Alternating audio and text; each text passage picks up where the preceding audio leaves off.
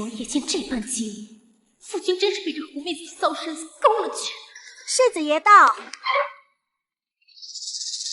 父君，你怎么来了？昨夜你眼含春水，令我一时失了分寸。想来现下定腿根酸软，步履难稳。多谢父君。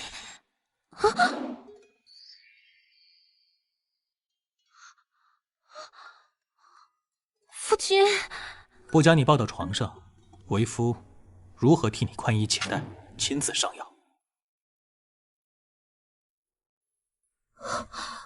崔一楚，你机关算尽，攥在手里的一切，此时我必会一点点尽数剥夺你的命，我要连皮带骨嚼碎了咽下去。昨夜他们那般激烈，他若发现我身上一点痕迹都没有，定会穿帮。夫君，青天白日的，实在凶人。不然这样吧，等到暮色四合时，你再帮妾身可好？夫君为何这般看妾身？宜初昨夜大胆撩人，倒与白日的你不似同一人。莫非你有个双胞胎妹妹？自是没有。谁？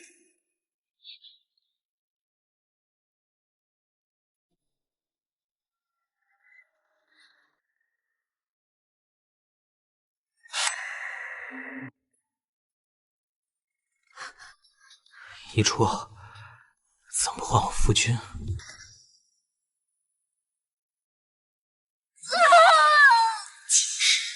崔宜初因婚前世真无法生育，便买下我做贴身丫鬟。他故意下药，把我送上赵学佑的床，哄骗我臣子，不替我求得贵贱的可最终我却被生生剖腹取子，虐待致死。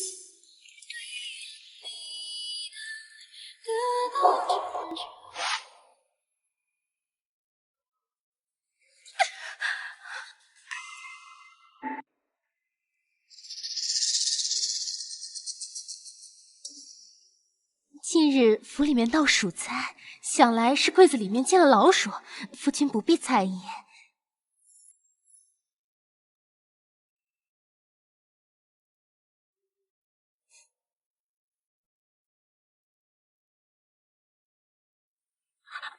别！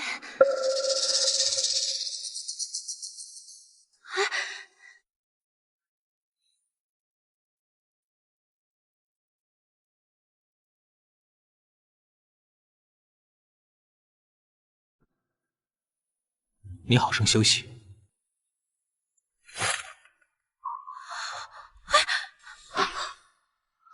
夫君，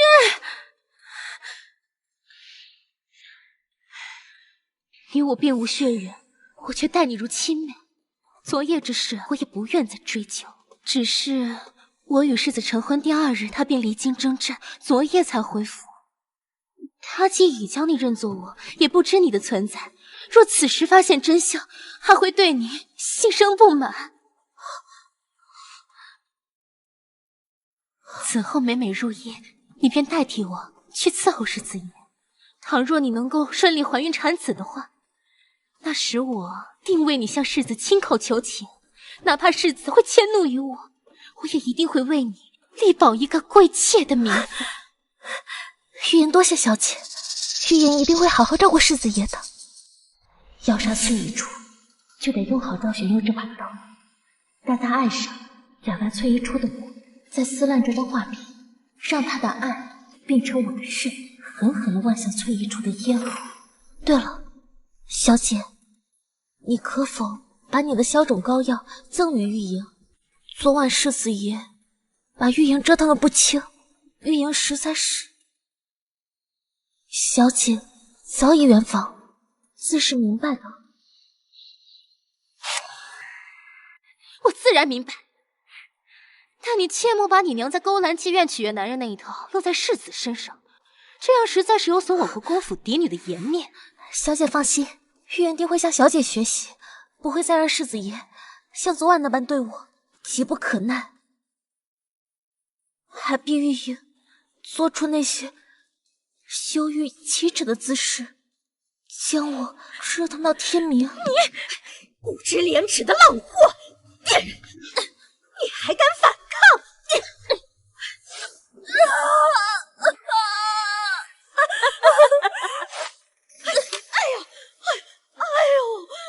小姐待我如亲妹，你一贱女却敢这般待我，眼里可还有小姐？得意忘形，见义为主，胆大包天！夫人救我！玉莹，周妈妈毕竟是国公府老人，就算是奴婢，你也不能如此对待她。前世今夜，赵玄佑会留宿静怡娘中，此时倒可以利用一番。错一准，周妈妈，保住你们一个都跑不了。小姐，其实是玉莹前几日意外撞见周妈妈她暗中收了静怡娘一枚玉镯。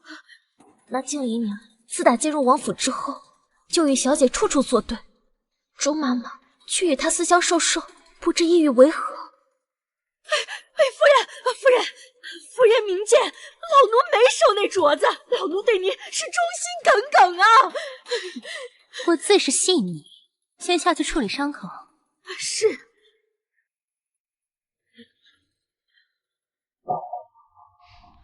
小姐，想来是玉莹关心则乱了，想必周妈妈她也不会为了那点好处就背叛了你。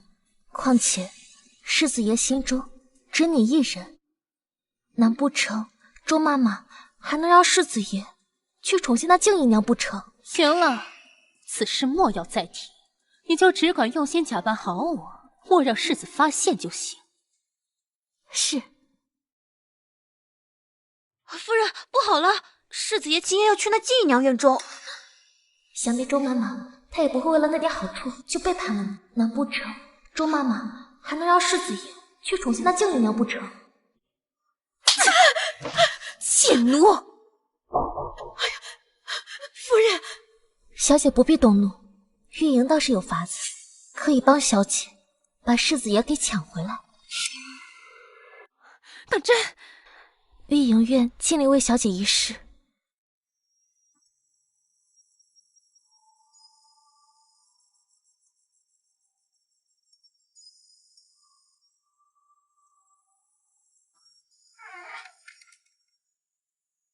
你怎么来了？今日扫了夫君的兴致，特来负荆请罪。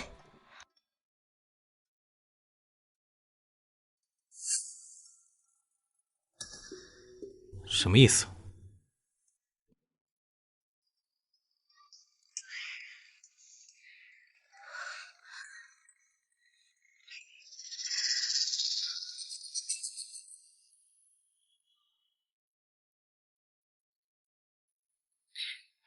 请狠狠的惩罚我吧。我确实要用这小皮鞭好好的惩罚你。只要也肯原谅我，怎么惩罚都行，我都甘之如饴。勾人的小妖精，爷怎么舍得真的罚你？爷当真不会罚我吗？我可不信，除非爷写下来。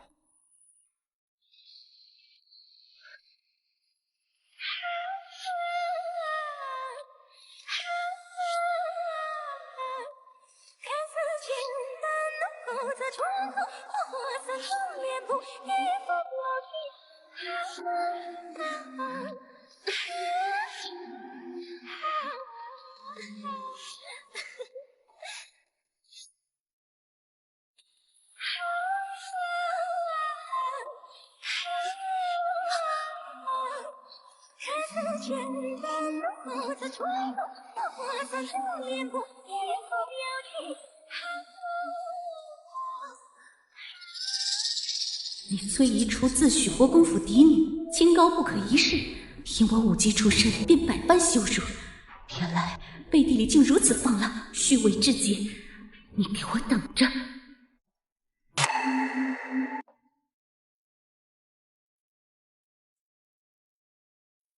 小姐，今日虽是老夫人的忌日，但你莫要太难过了。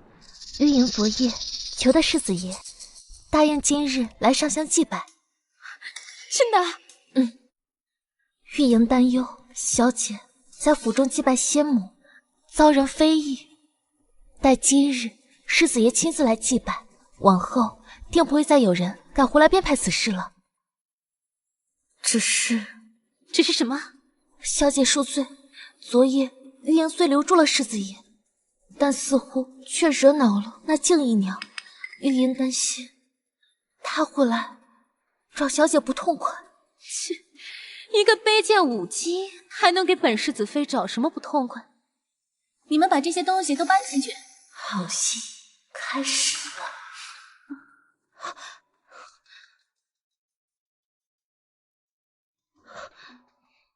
放肆！谁让你们把这些下作玩意儿送过来的？姐姐莫要动怒，这些都是妹妹特意准备的，好向姐姐虚心讨教呢。讨教？妹妹虽是舞姬出身，但王府礼教森严，远不如姐姐这般会伺候男人。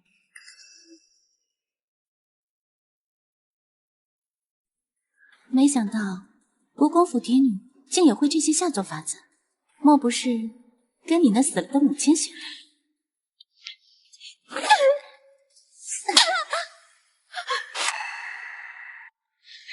敢打我？打的就是你！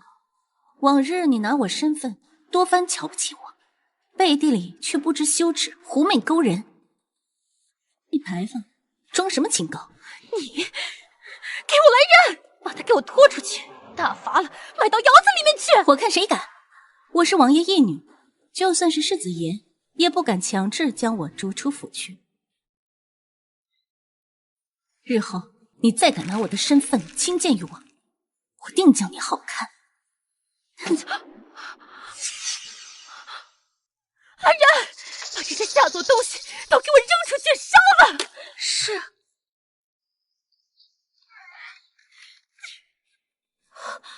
小姐，你这脸怎么了？莫不是被那静姨娘给打了？还不都怪你！小姐，你这样说的话，玉莹可就要伤心了。莫非小姐没发现，世子爷对木讷守拘的你毫无兴趣吗？世子爷，小姐，你快藏起来！你放肆！我才是世子妃。小姐，我可是为了你好，你以为爷怎会突然愿意来给老夫人上香？你什么意思？自是于满堂缟素中，同他红妆进退。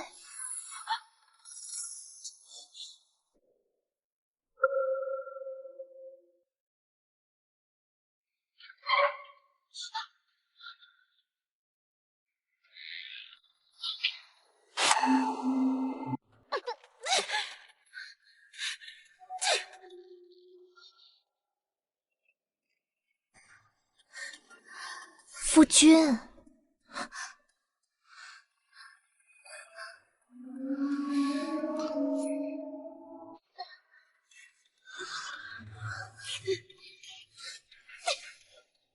夫君，上炷香吧。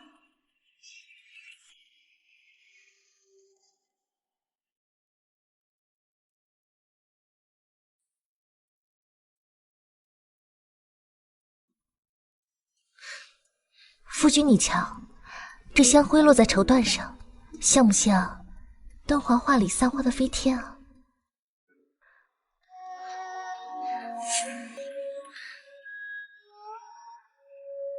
余温灼烫，却不伤人，倒是别有一番趣味。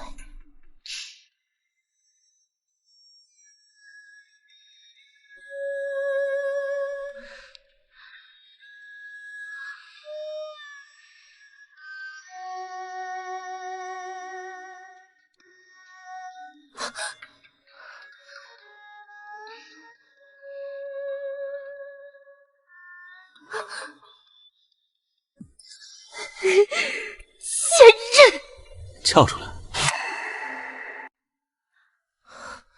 妾身不敢，怕惹夫君嫌弃。小妖精，本世子就喜欢你这勾人样。若你真如往日那般木讷无趣，那才叫我厌弃。夫君，来追妾身呀！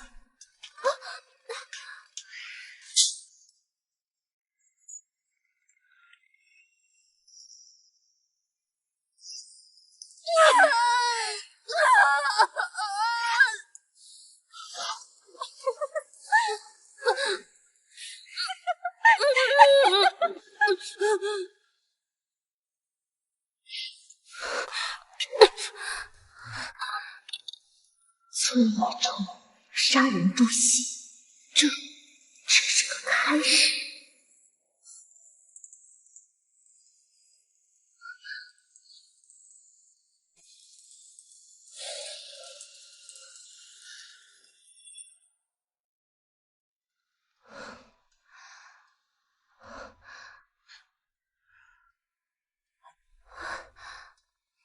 困？你睡你的，不妨事。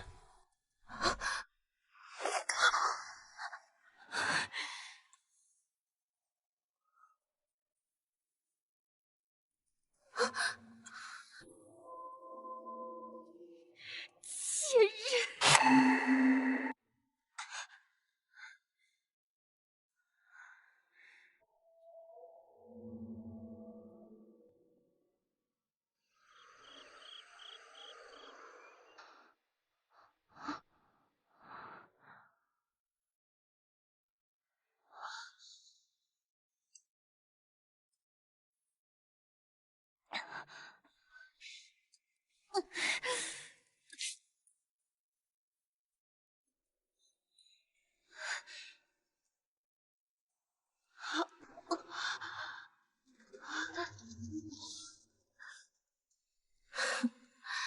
崔一初，你也有机体。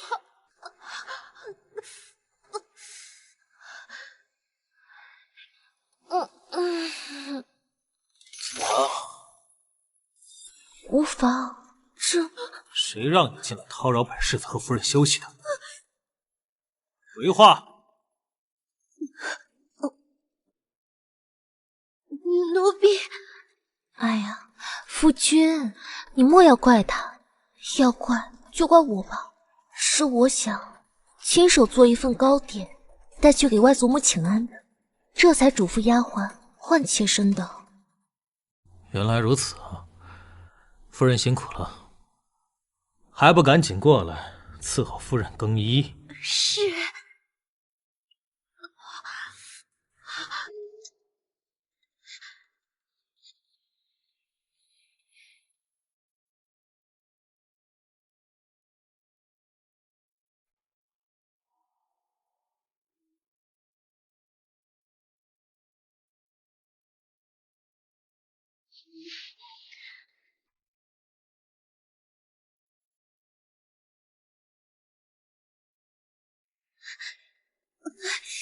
等等，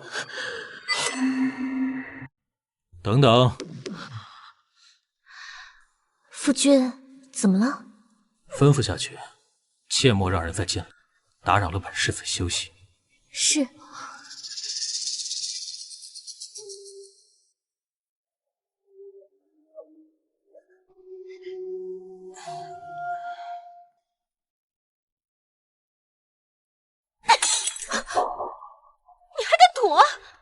小姐，你何故动怒呢？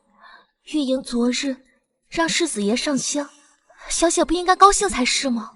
你还敢提及此事？夫人，你就跟你那扣兰院的娼妓娘亲一样，就是个天生骚浪、卑贱幼主的烂货。小姐，玉莹昨日所作所为，都是为了小姐你啊！简直荒谬！你如此言行放浪、不知廉耻的勾引世袭，竟还敢大言不惭的说是为了我！你可知，世子爷从京中好友处听说小姐尚在闺阁之时，便与外男贤位不举，婚前失贞啊！什么？那世子可曾有说什么？他询问你什么了吗？他又是如何作答的？小姐，你为何要这般激动？难道那传言是真的不成？简直荒谬！如此滑稽之谈，怎可属实？玉莹也是这样觉得的。小姐乃国公府嫡女，自幼便恪守规矩，知礼守节，乃是京中贵女们的典范。便是称赞小姐一句，活贞洁牌坊也不为过的。小姐又怎会做出那般轻佻浮薄、卑逆贞操、丧德败行、先通浪妇般的与人苟且、暗通款曲、败坏门风、婚前失贞、寡贤廉耻之事呢？对吧，小姐？那传言究竟是怎么回事？还不快说！莫要在这里故意卖弄文采，讨好咱夫人。小姐，你大可安心。既然小姐已经同世子爷圆过房，若小姐真的婚前失贞，那床上定无落红。世子爷又不是傻子，又怎会对小姐这般宠爱有加？只是玉莹与小姐落过2次红，世子爷竟全无疑虑。难道说那传言是真的？那传言本就是无稽之谈，夫人与世子早已圆房。哼，若无落红，那世子又怎会待夫人如此之好？心中只有他一人。是啊，夫人，这小蹄子摆明了东扯西扯，胡言乱语呢。没错，若夫君真信了，昨日又怎会与他那般？夫君已得知那荒谬传言，你却知情不报，如此行径，莫不是要把我当成笑柄戏弄？周妈妈。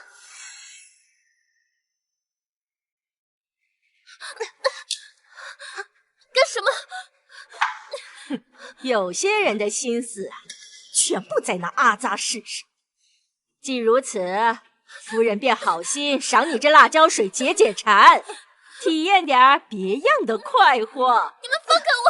放开我！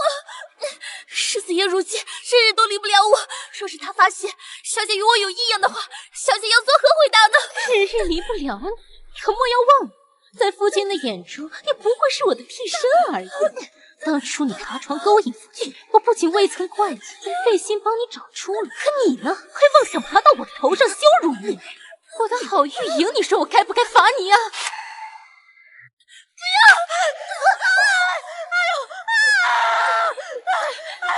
不知死活，还敢反抗！哎呦，疼死老婆子了！哎，夫人救命呐，夫人！快把他带下去吧。是。我知小姐怨我昨日那番举动，可你只知世子爷不信那流言，却不知悠悠众口，终归是损了他的颜面。玉莹只能想方设法先安抚住世子，这样才能够让他愈发对小姐疼爱有加。当真？绝无虚言。小姐向来温婉和善，又对玉莹疼爱有加，玉莹怎会不知感激，对小姐不利呢？若不是迫不得已，玉莹也不至于。他向来胆小听话，想来也不敢欺瞒于我，且我还需用他借腹生子，这回便先放他入马。瞧你被吓的，我的好妹妹，我如此疼爱你，又怎么会忍心真的罚你？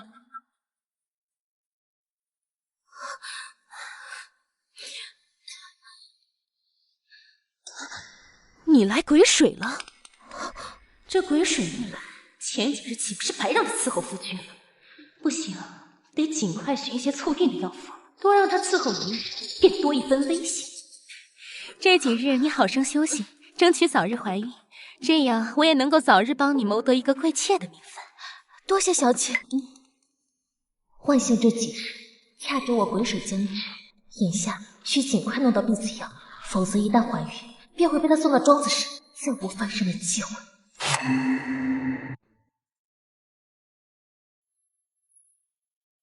此时偷溜出去买避子药，早些回来，应当不会被发现。这几日他应该会亲自伺候赵玄友，那你今夜就好好享受了。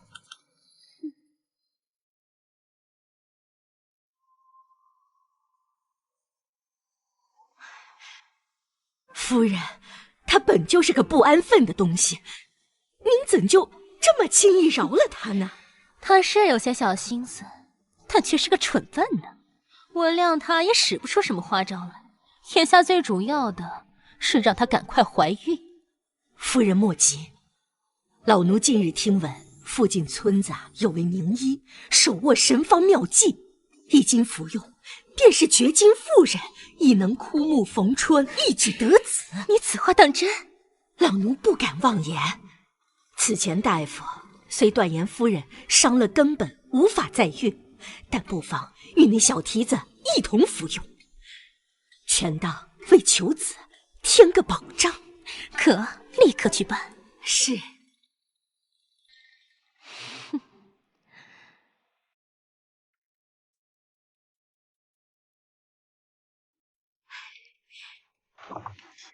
夫人，这便是你说的秘方。是。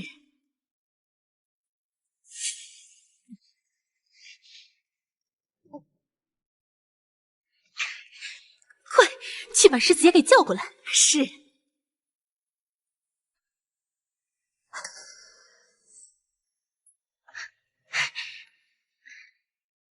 夫君。夫人，这就急不可待。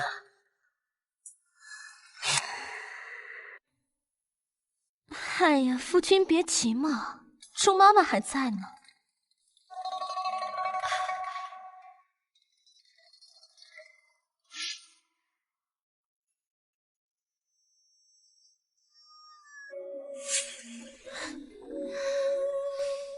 怎么，又想要了？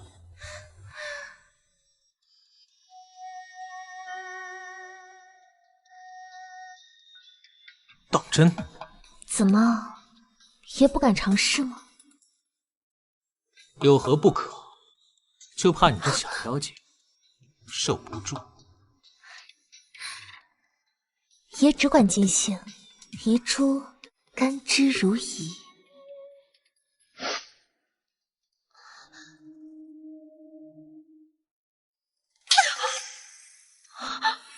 夫君。夫人这副娇弱模样，倒越发令我想好好欺负一番了。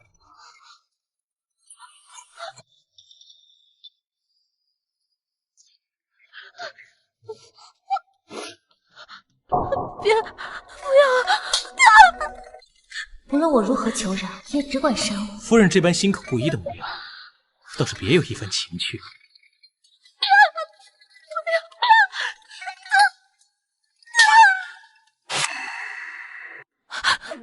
别打了，别打了！不是你说要玩这些的吗？怎么那么矫情？败兴！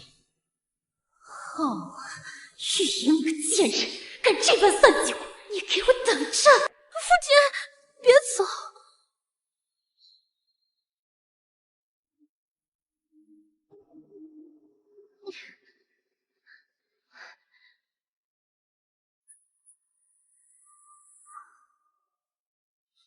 等等，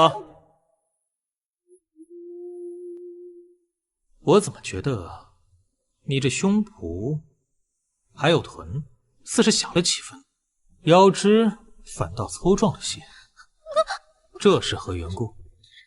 这无妨。你上次说的姿势是什么来着？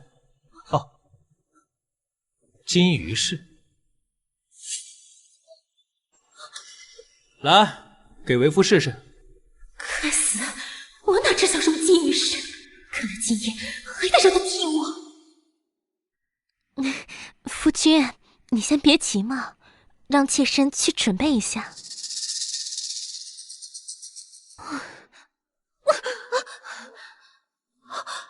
小姐，你的脸怎么又肿了？不是被人给打了吧？你这贱人，亏我还去帮你谋了条出路，可你呢？你却三番两次暗中耍手段。你若再敢使坏的话，你就休想再替我去伺候世子了。你们在做什么？你们在做什么？夫君，你怎么来了？你们在做什么呀？妾身差奴婢去取新裁的锦衣来，没成想他却给忘了，我这才责怪他几句。一个丫鬟竟然让我觉得有些熟悉。过来。夫君，你当着妾身的面这样，妾身可要吃味了。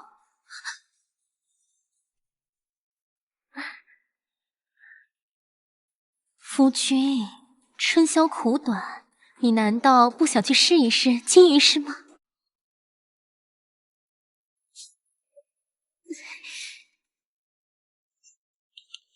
今日我已暴露在赵玄佑面前，虽没露脸，但一催一触的性子定会有所动作。本想徐徐图之，如今看来不能再等。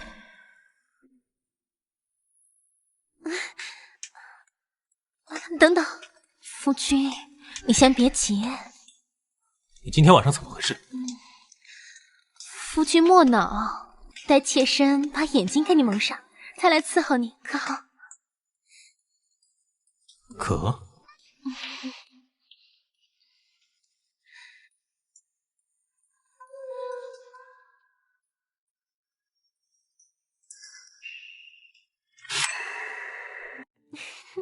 夫君，来追妾身啊！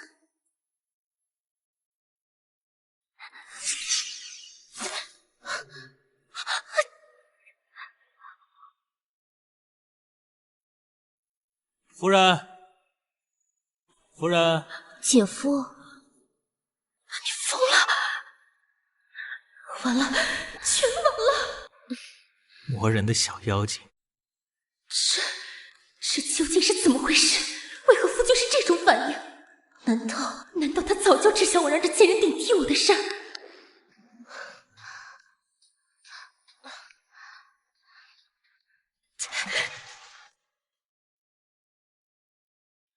我们这般情意绵绵，要是被姐姐知道了，她责罚我的话，该怎么办呢？他若敢欺负你，那我就休了他，宠妾灭妻，可好？那可不成，姐姐那只母老虎，要是知道的话，可不得将人家生吞活剥了呀！调皮，哪有人说自己是母老虎的？夫君，人家玩得正起劲呢。贱人，竟敢故意戏弄我！奇怪，怎么感觉蒙上眼睛，你这胸跟臀都变大了，腰身也纤细了许多。那夫君，你更喜欢哪个我呀？自然是现在的你。讨厌！小妖精，你又要去哪儿？我在这儿呢。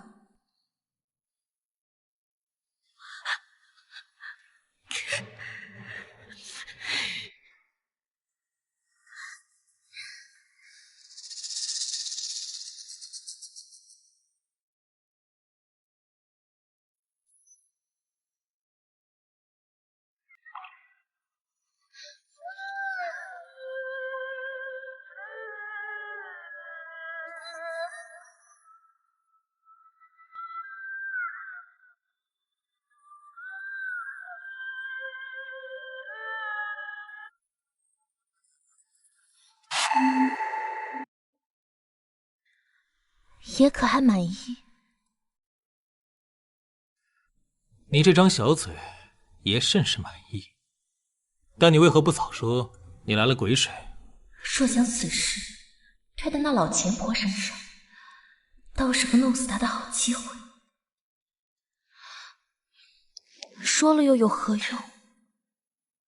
周妈妈一心想着爹爹想要我为世子府开枝散叶的事情，恨不得我日日与你欢好，真希望能够早日怀孕，这样就不用再喝那苦死人的汤药。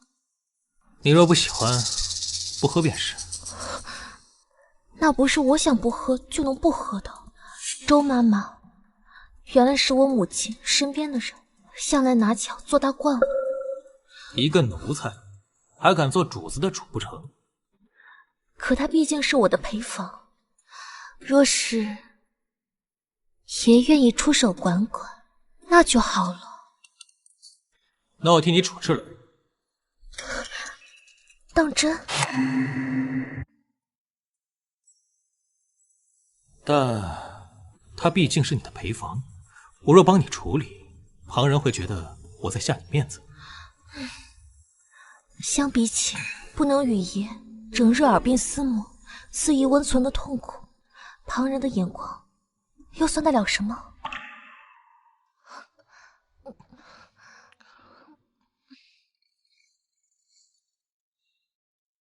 你这小嘴不仅灵巧勾人，还甜得很。可他毕竟是我的陪房，到时候我免不了要给他说几句话。爷只管撵就成。上辈子赵学友只在府中待了10几日便走了，如今他已对我上心，正是求他多留些时日的好机会。他多留一日，我的复仇计划便多一分胜算。怎么了？我突然想到，你下个月就要离京了，舍不得我？爷不信我，那你听听人家的心，难不难过？那我前几日跟你说我要离开1个月，也没见你说什么。那是当时丫鬟婆子都在，太多人了，哪好意思开口？你能不能多留些时日，陪陪人家？讨厌，你答不答应吗？小妖精，这件事情我说了不算，我先问了，一切等我消息。多谢爷。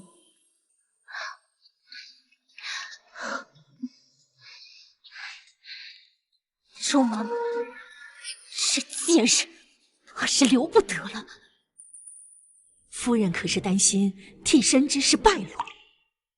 那小蹄子虽然心思活络了些，但终究是娼妓所生，眼皮子浅了，翻不出什么花样来。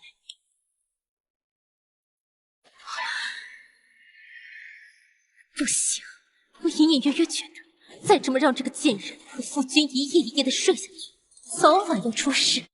立刻回府传话，告诉爹，让他等我。我天亮了要回去一趟。是。夫人身边那个周妈妈做事可有什么疏漏吗？世子指的是要把她撵出去，总要有个由头吧。如今内宅的大宗采买都是他负责，下人们的伙食比从前差了不少，但银钱花销却多了1倍。听说周妈妈的儿子在城中开酒馆，县下的宅内菜肉都是从那儿买的。捉贼拿赃，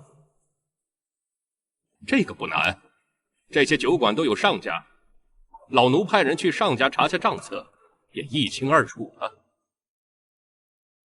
光有这些还不够，把这件事情牵扯到周妈妈身上，务必办妥。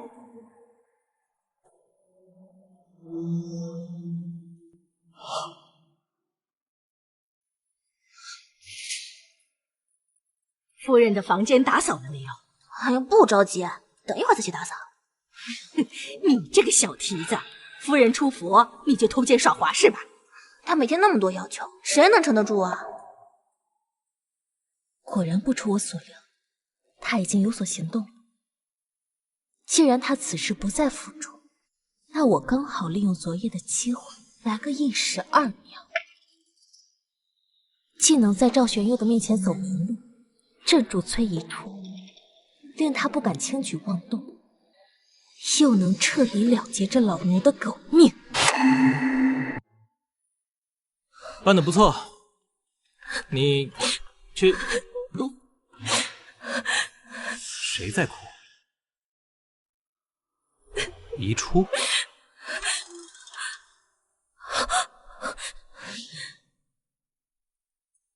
你先退下。爷，快放开奴婢！夫人，今天改换世子爷同丫鬟的花盘子，看样子还是个受了委屈的丫头。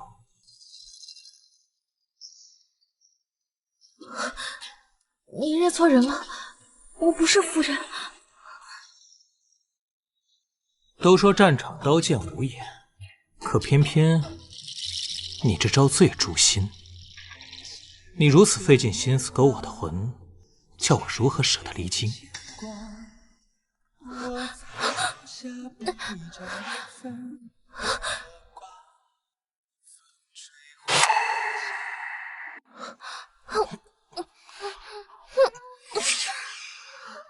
我自知身份低贱，不配与夫人一起伺候你，只能用那见不得光的法子。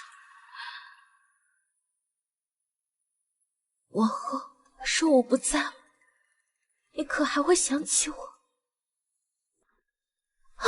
小妖精，演得如此情真意切，险些将我唬了去。爷，有客求见。出去等我。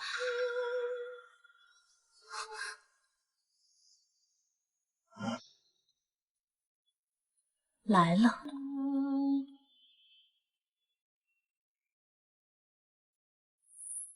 这小蹄子还戴着面纱，看他这模样，应当还没见到世子爷。你擅自跑到书房来做什么？自是勾引世子爷，代替崔姨出，了结你的狗命。反了天了你！休想趁夫人不在勾搭上世子爷！今日我非要好好惩治你这个小骚蹄子不可！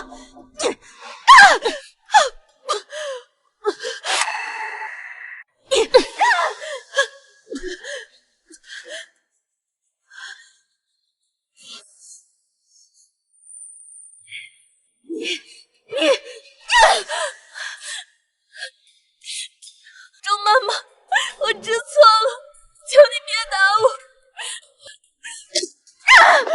贱奴，你好大的胆子，竟敢殴打主子！世子爷，这个贱人，她是夫人院中的粗使丫鬟，擅自乱跑侵扰了你，老奴才教训她的。粗使丫鬟？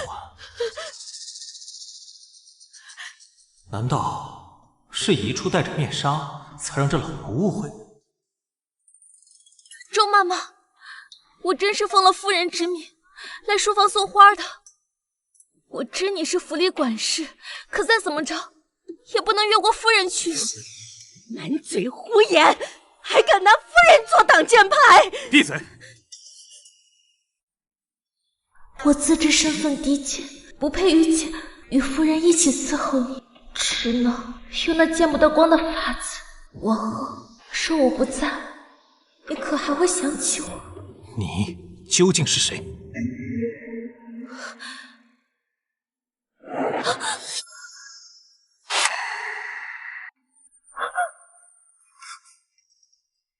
好在这小蹄子还知道用胎记遮脸。你这里，他虽对假扮崔一出的我动了情，但以他的性命，绝不能容忍被枕边人欺骗算计。暴露床替一事，还需等他彻底爱上我，方才稳妥。到时再借他的手，给崔一出致命一击。昨天晚上，夫人在院中训斥的丫鬟是你。是。玉莹本是个孤女，小姐见我可怜，这才将我留在府中。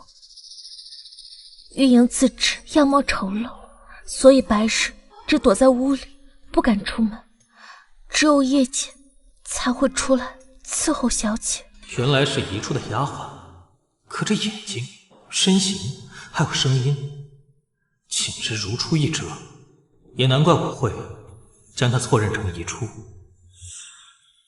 这不要脸的骚蹄子，故意趁夫人离府弄出这档子事，定是急不可耐的想攀上世子了。玉莹言行无状，冲撞了世子爷，老奴这就将他赶出府去。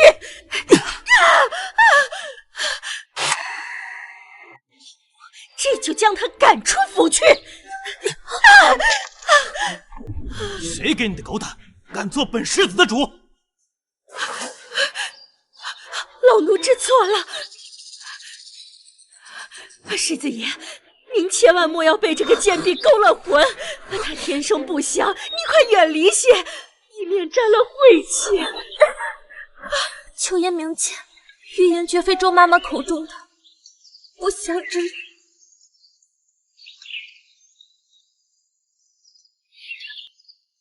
讨厌，你答不答应吗？爹，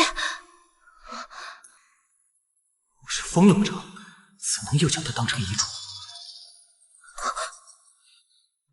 刚才发生什么事了？他为何答应？刚才发生什么事了？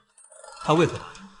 回忆的话，是因为小姐她挂念你，整日忙于政务，劳心伤神，特意嘱咐我搬些花来，给您的书房添些景致。玉莹正要离开时，就遇见了你。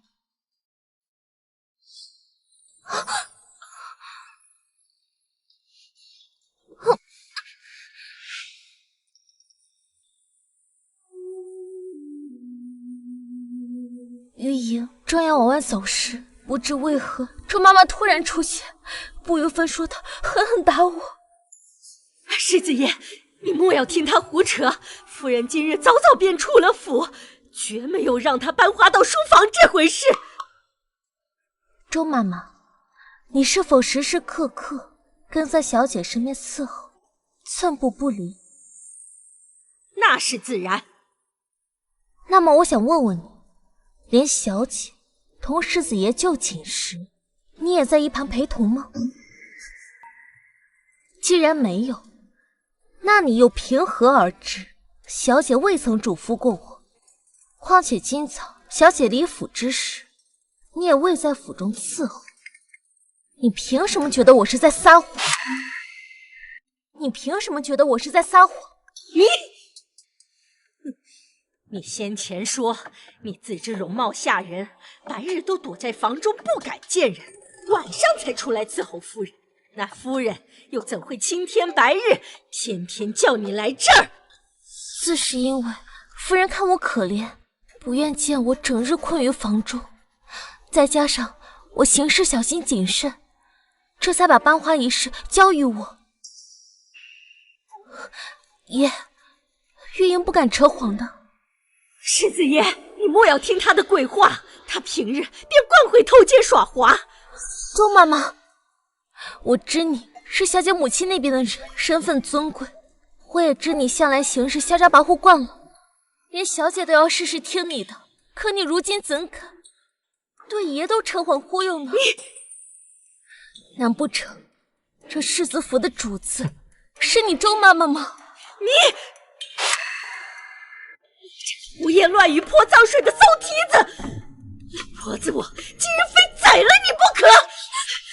周妈妈，我错了，你别打我，我求求你，别打我。没事吧？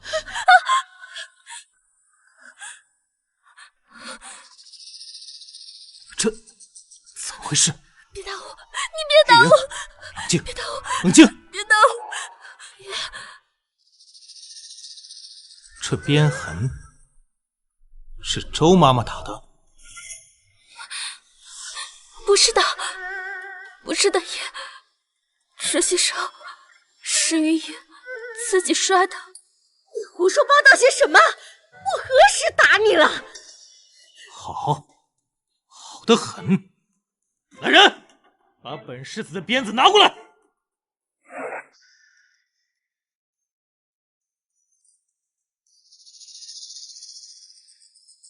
你来打我。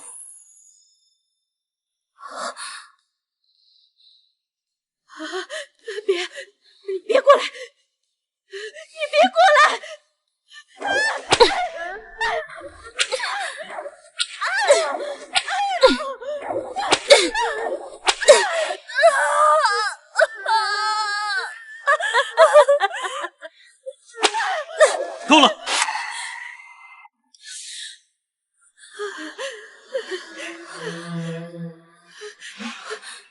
多谢玉言给玉莹机会，亲自报仇。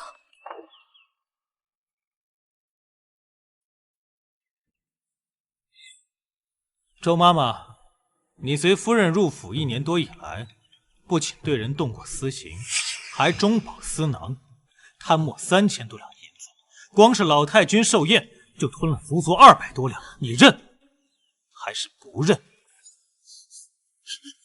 老奴冤枉！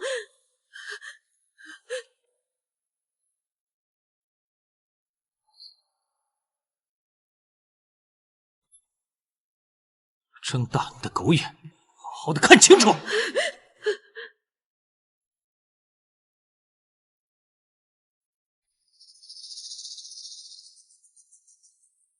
你可还有话说？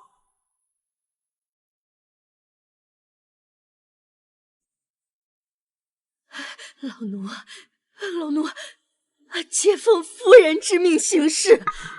世子爷若是不信，可等夫人回府后一问便知。我以崔姨初的名义让赵玄佑处置，你此刻还拼命搬出他，简直就是自寻死路。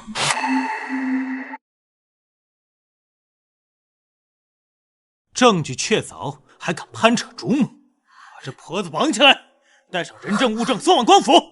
是。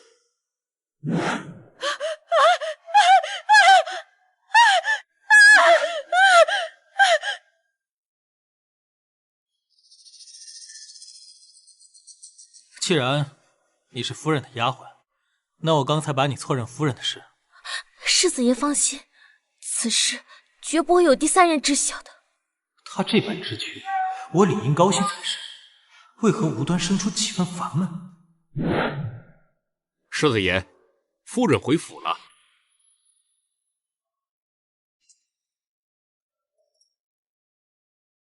跟上。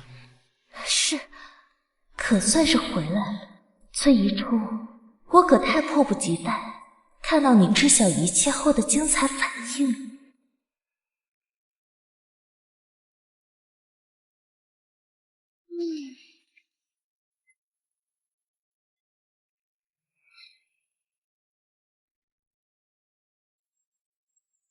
周妈妈，小姐，他们怎么会在一起？夫人看到我和玉莹一同回来，这么惊讶做什么？他连这贱人的名字都知道了。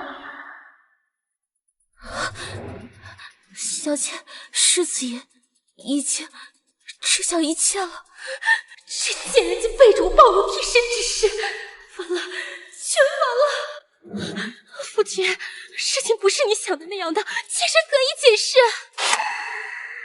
妾身可以解释。解释什么？秋叶，莫要怪罪小姐，是玉莹面貌丑陋，不愿立于人前。小姐这才一直未曾告知你玉莹的存在。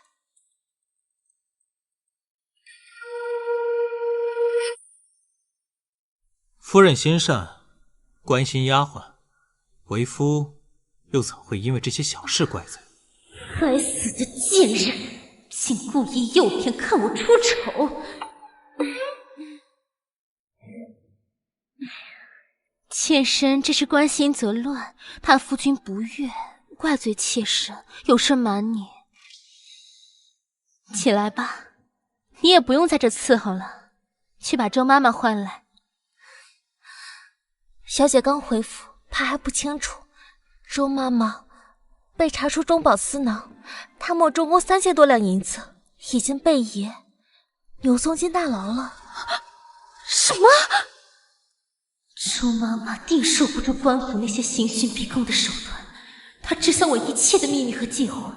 倘若她为求自保，将一切和盘托出，到时便真完了。夫人，那么惊讶做什么？夫人，那么惊讶做什么？没有，夫君，妾身是太过震惊，也深感羞愧。没想到周妈妈背地里居然做出了这种事情。实在可恨。夫君，那周妈妈是国公府里的老人，知道太多府里的事情，妾身有些担忧。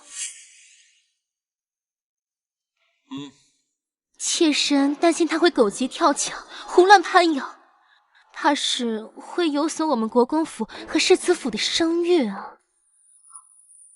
所以呢？所以啊，夫君有没有什么办法能够让她彻底闭嘴？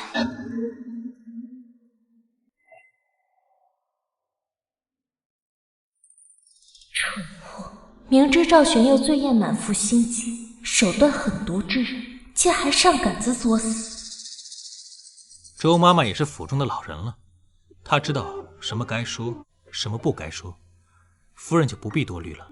虽然这周妈妈蠢笨贪婪，但是也有律法严惩，不必赶尽杀绝。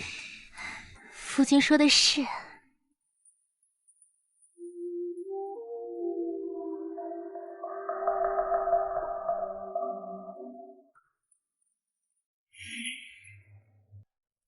遗初明明就在身旁，可为何他却让我感到如此陌生？玉莹给我的感觉，却更像与我夜夜相伴的人。玉莹给我的感觉，却更像与我夜夜相伴的人。等等，怎么觉得你这胸跟臀好像小了一些，这腰反而粗了？这是何缘故？奇怪，怎么感觉蒙上眼睛，你的胸跟臀都变大了，腰肢也纤细了许多。那夫君更喜欢哪个我呀？那夫君更喜欢哪个我呀？来人，端盆水上来。是。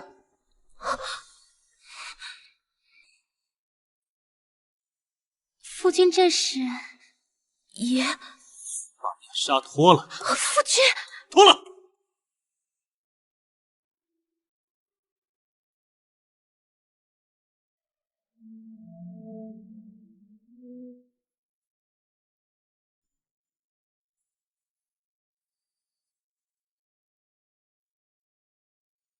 幸好这贱人还知道往脸上抹东西，遮掩一二。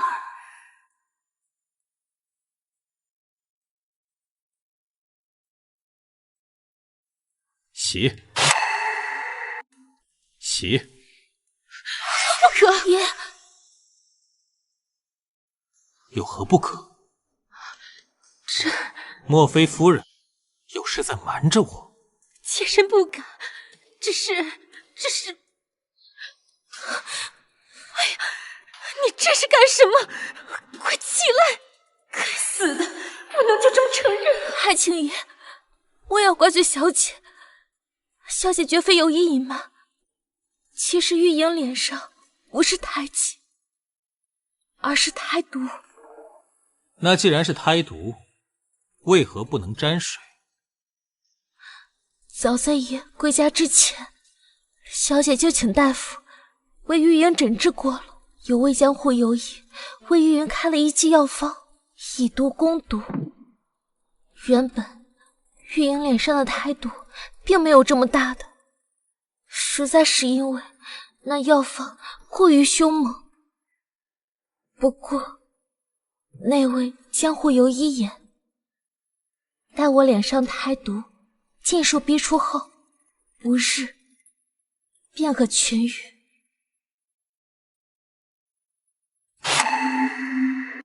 5日便可痊愈。想来算下日子，应该要不了多久。不过在此之前，玉莹脸上不能够碰任何东西，否则的话将会功亏一篑，不仅无法解毒，玉莹的脸也会因为胎毒发作而溃烂致死。还请世子爷怜惜怜惜玉莹吧。既如此，本世子就等着你恢复容貌那日。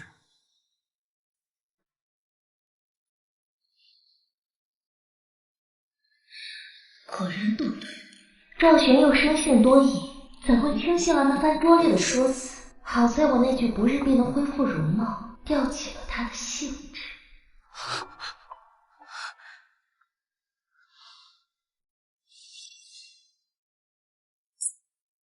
今日究竟是怎么回事？你和夫君是怎么一回事？周妈妈又是怎么回事？周妈妈呀，许是她前世坏事做尽，今生才自食恶果吧。毕竟多行不义必自毙，不是不报，时候未到。小姐，你说呢？你少在这里危言耸听。那你和夫君呢？今日一早，我瞧天气不错，便想着去花房看看，谁知道却遇见了静姨娘。静姨娘她有好多时日都没有见到世子爷了，便想借着送花的名义去跟世子爷见上一面。玉莹向来得知小姐和静姨娘不和，又怎会让她真的得逞呢？于是便假借着帮她搬花的名义一同前往，没成想却遇到世子爷，这才得知了身份。如此说来，还真是巧啊。是啊，小姐，玉莹到现在想想都很后怕呢。幸亏今日出门前特意将脸遮了去，还把面纱给戴上了，否则的话，若是被那静姨娘和世子爷看到玉莹的脸，小姐又该如何是好？当初是你主动爬上世子爷的床，我不仅没有责怪你，还去帮你谋得一条出路。即便被他得知了，遭殃的也只会是你，与我有何干系？行了，下去吧。哼。是。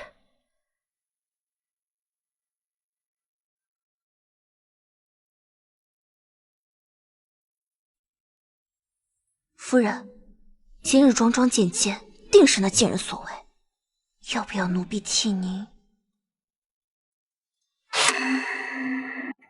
要不要奴婢替您？不可。若是之前还能悄无声息地处理了他，可是现在夫君已知晓他的存在，不能再轻举妄动了。且现下最急的还是将周妈妈彻底处理干净。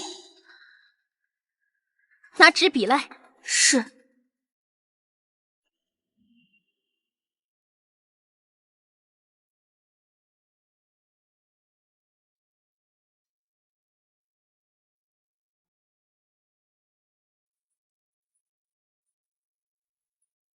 妾身见过世子爷。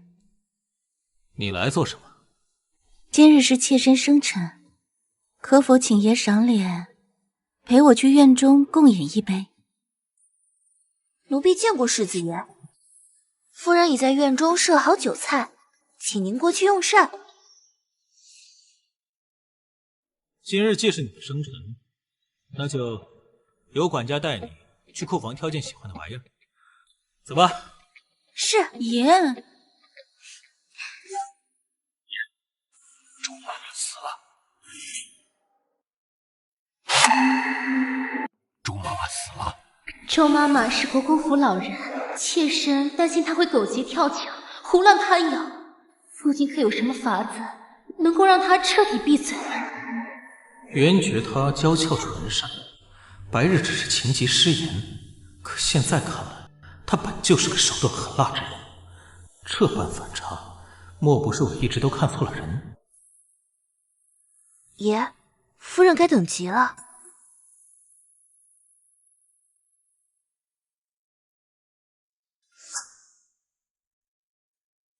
周妈妈陪在夫人身边多年，如今被押入大牢，想必夫人心里一定很难受。让她好生休息。带路。是。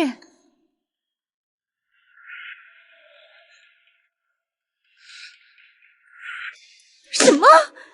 夫君近日被这贱人伺候的舒服着呢，都从未正眼瞧过那静姨娘，今日为何突生变故？难道是因为周妈妈暗中贪慕，她怨我管家不当，才骤然冷漠？又或是因得知贱人的存在，开始有所怀疑了？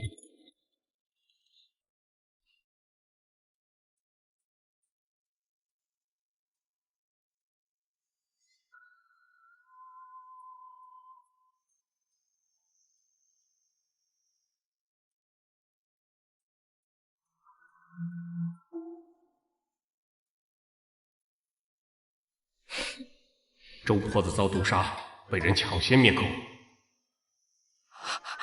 周妈妈居然被人抢先毒害了！周妈妈居然被人抢先毒害了！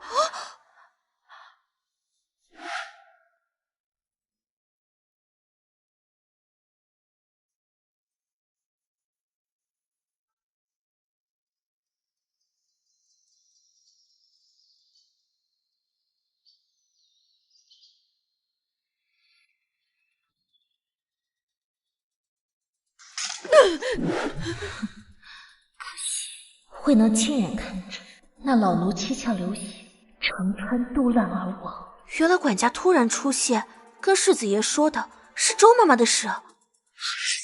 你说什么？世子爷本都答应来咱们院中，可是管家突然出现，跟他说了2句，他就改了主意。奴婢隐约听到了周妈妈的名字。夫人莫要担忧，世子爷临走前还特意叮嘱奴婢，说周妈妈伺候您多年，想必您心中定也难受，让您早些休息。爷啊，这是体恤您呢。我先前一时着急，暗示夫君杀了周妈妈，当时他就下了令，显然不喜欢我这般狠毒。这会子周妈妈突然被人毒杀，他显然误会是我做的了。眼下夫君误会与我离了心，肯定不能被那贱人钻了空子，不然有朝一日他定会骑到我头上来。御营院再为小姐分忧，御营院再为小姐分忧。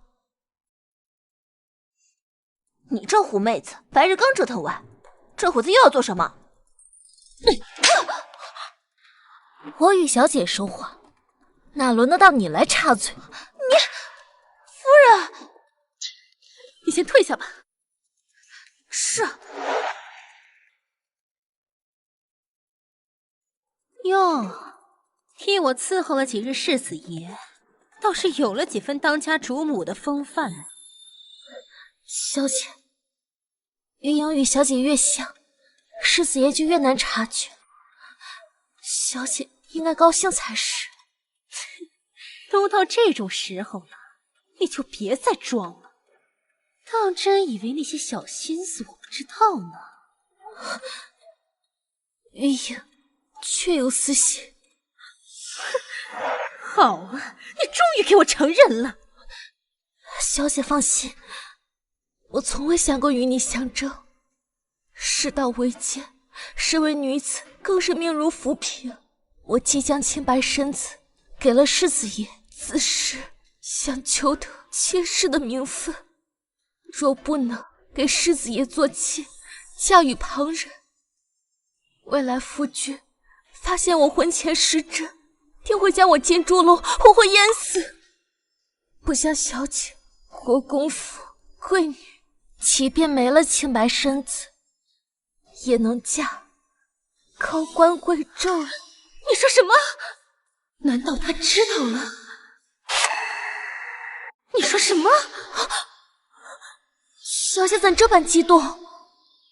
预言只是打个比方而已，我已经无路可退，只能尽快想法子怀孕。小姐莫要再猜忌我，以免我们离心，反将外人得了便宜。今日回府时，父亲劝我等她怀孕产子后再处置了她，还特意给了我这颗蛊药，现下倒是个让她服下的好时机。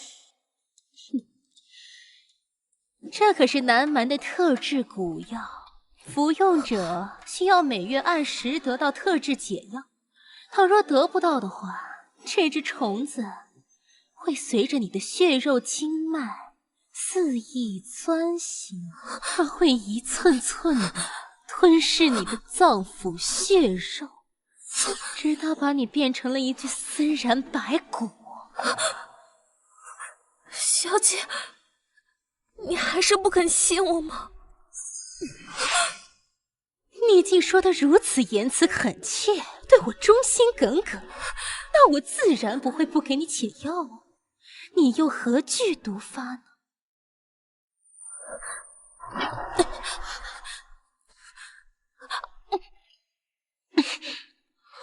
现下，小姐可信我了。好，你快去把我的衣服换上吧。是。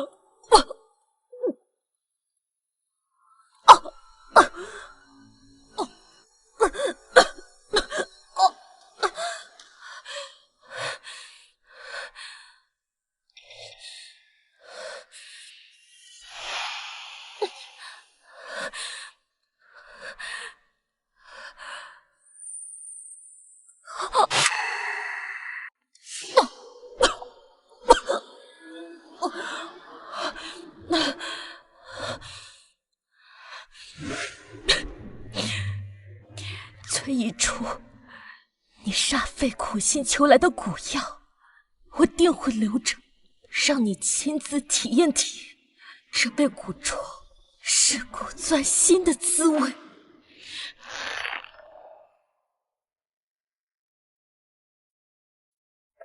爷分明都答应了给我用，怎又突然变了卦？今夜这般良机绝不能错过，横竖都要与洞府巫山云雨。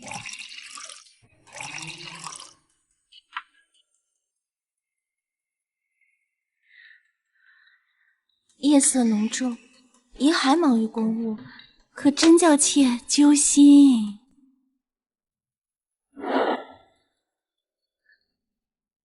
不如让妾身再陪爷小酌几杯，给爷解解乏，可好？你若是嗓子不舒服，那便不要饮酒。回吧。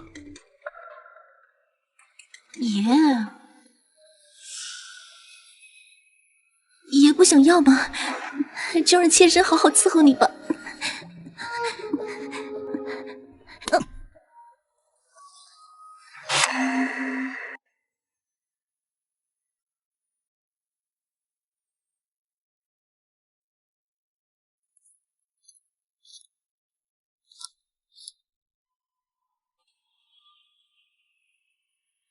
一出。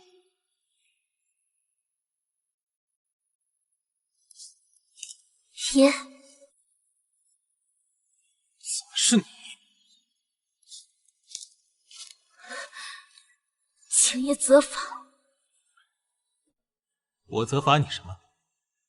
玉爷，适才意外听闻，小姐说周妈妈死了，心中歉疚不安。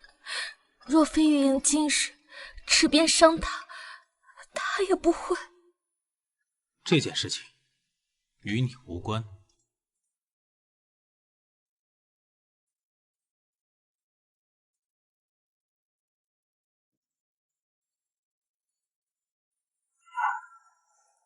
他是中毒死的。怎会？谁会害周妈妈呢？莫非是有人想暗害爷和小姐？那静怡娘极力勾引我都未曾有半分感觉，为何只是握着她的手，我便浑身燥热？酒量何时这般差劲？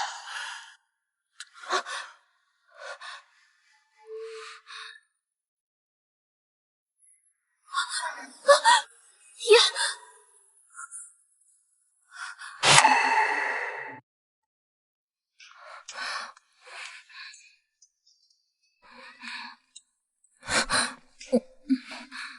他明知我是崔一初丫鬟，怎么这么……他是妙的，莫非他中药了？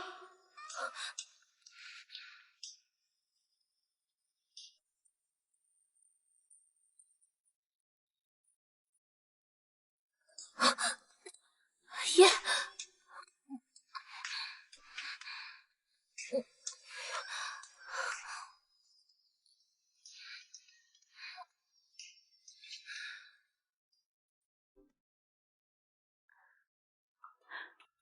大胆贱婢，竟敢勾引世子爷！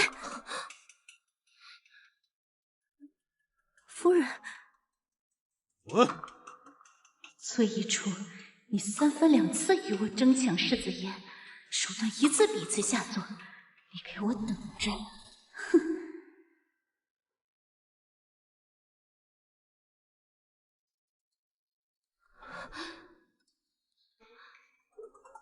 爷，不要！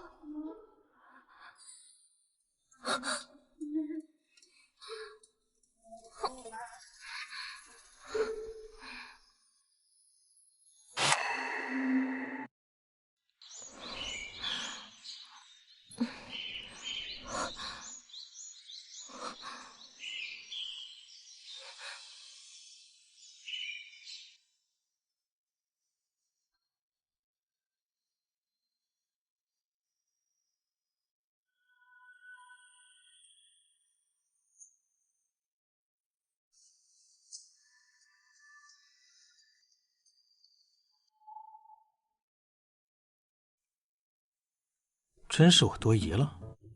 此前与我同房之人，怎可能是玉莹？二人长得相似，何其正常？更何况，哪个女人会将自己的夫君往外推？爷，不要！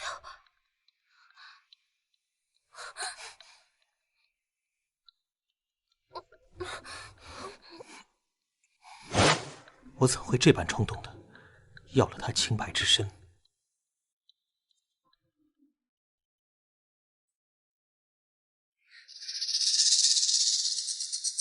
小姐做得不错。听闻那静姨娘昨夜回自个儿院子大闹一通，如今何府上下都在看她的笑话。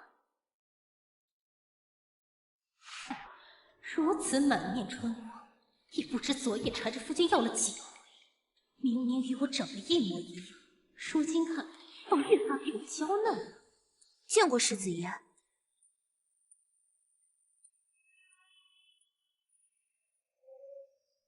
夫君昨夜那般辛苦，怎么多睡会儿？看来他已将昨夜之事告诉吴中。昨夜之事，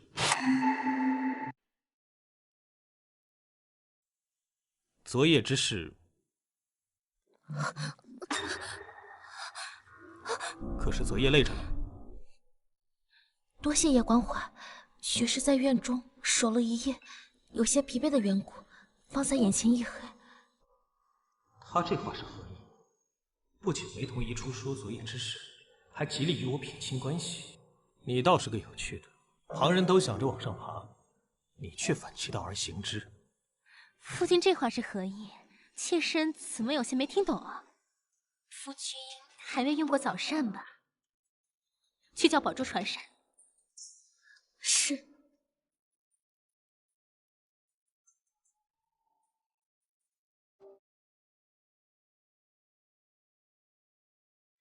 傻站着做什么？快坐下。是。下人便是下人，站着伺候我与夫人。看来那蛊药果然有为顺，昨夜定是乖乖假扮我将夫君哄好了，没给我折腾出什么幺蛾子来。是。常言道，妻不如妾，妾不如偷，偷不如偷不着。眼下他刚对我萌生兴致，若这般轻易让他得到，又不能如假扮崔一初时那般主动撩拨，他势必很快便先为所愿。但若与他暗送秋波，方是尽快将他对崔一初的喜欢转植到我身上的上圣策。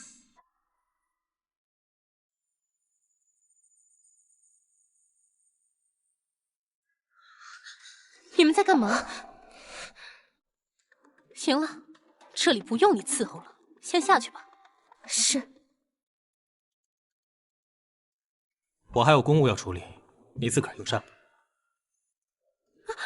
夫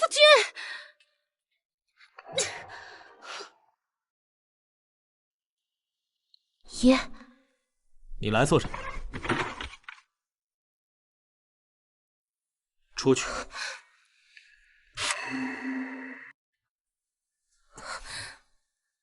爷，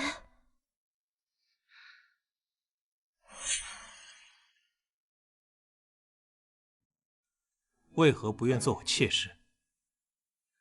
玉莹的清白身子都已给了你，怎会不想？那你方才故意隐瞒昨夜之事。小姐带我入府，平日里对我关怀备至，也与小姐伉俪情深，令人羡艳。昨夜之事实属意外。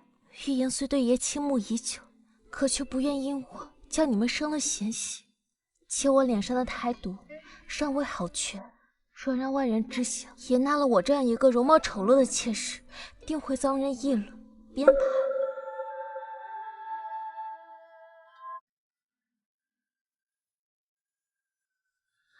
玉莹对爷满心关切，又怎忍见你受此委屈呢？难为你如此纯善，思虑周全。昨夜我一时情急，可有伤到你？到底是伤了还是没事？爷体魄强健，威猛非常，玉莹初经人事，实在有些遭不住。可什么？可那滋味又如饮烈酒，教玉莹10岁之味，不可自拔。明明是两个人，为何他却让我想起以前的那个遗嘱？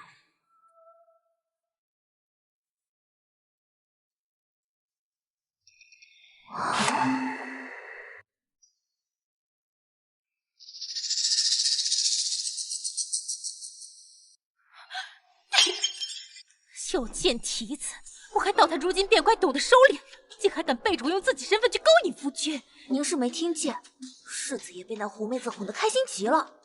虽说咱盘算着让他尽快有缘，可绝技不能让爷的魂被他勾了去呀。去厨房瞧瞧，将那老狮子鹿茸、牛尾，凡是壮阳之物全给我炖上。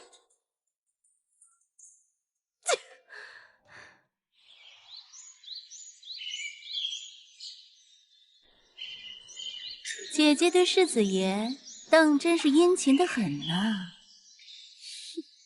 哎，姐姐倒也不嫌累，昨夜才与爷露天寻欢，今儿又巴巴的送去补汤，这般不要脸面的讨好，难怪能将爷的心拴得牢牢的呢。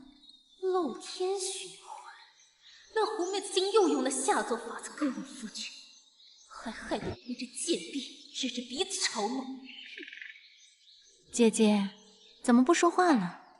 你入府这么久，几番亲近都被夫君拒之门外，想来连夫君的衣角都没碰到过吧？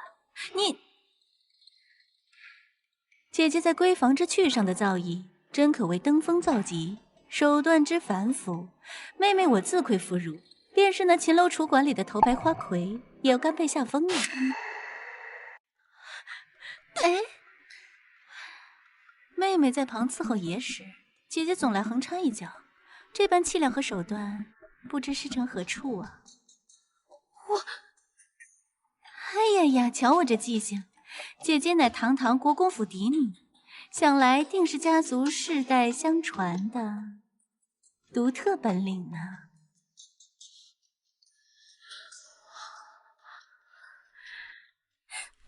爷轻点儿。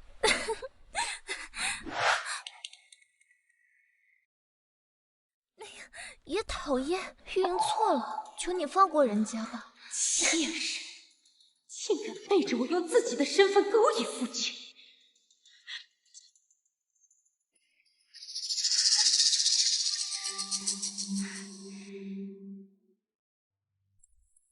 夫君，妾身进来了。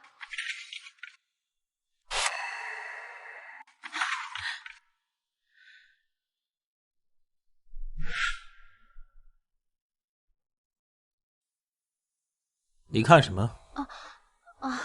没，夫君，妾身瞧你早上胃口不大好，特意熬了盅滋补开胃的汤。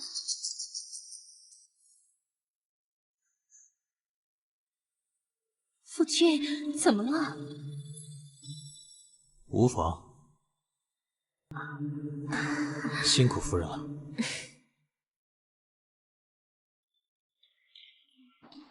别以为我不知道你就躲在柜子里，有了这10钱大补汤，今日便让你亲眼瞧瞧夫君爱的究竟是谁。夫人，你在汤里放了什么？我喝完怎这般热？夫君很热吗？妾身帮你脱了衣裳吧。抱歉，为夫还有公务处理，你先回吧。夫君，回去。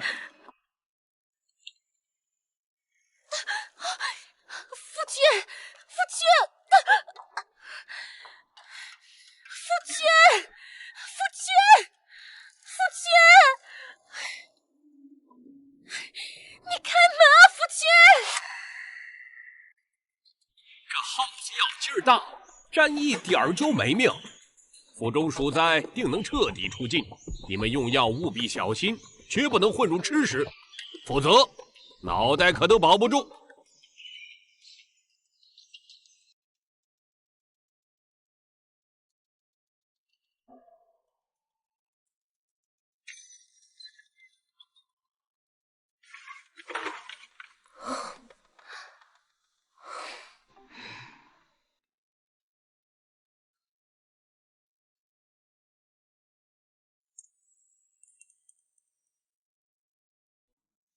只要你崔一出一死，到时我便求王爷让世子爷抬我为正妻。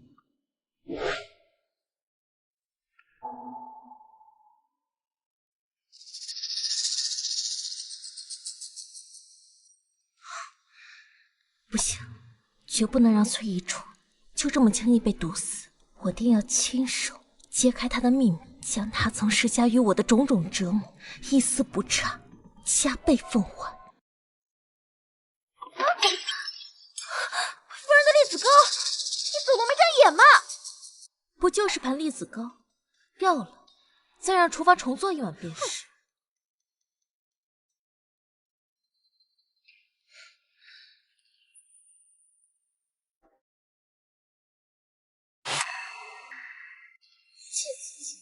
以身易举，以受害者的姿态，将床确之事主动揭露，并能博他同情，同时将这下毒的僧人泼到崔宜初身上，让赵玄佑对他彻底失望。不好了，走水了，快来灭火！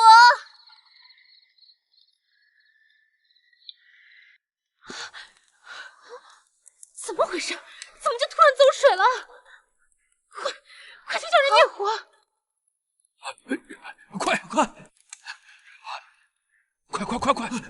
快！那边，麻利点，快！打水去，快！火势如何了？爷放心，火势不大，已安排下人灭火。夫君，你可来了！玉莹呢？怎么不见玉莹？爷，我在这儿。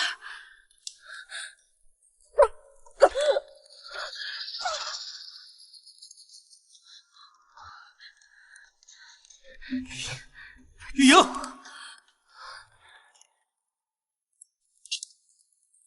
你的脸，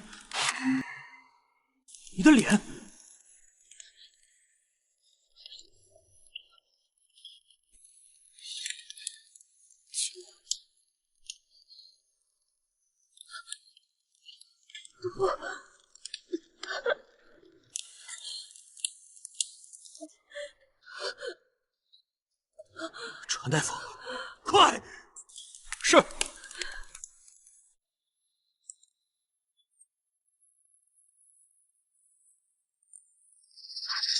太好到了，夫人，吃那栗子糕有毒，所幸老天有眼，居然将那几人吃了。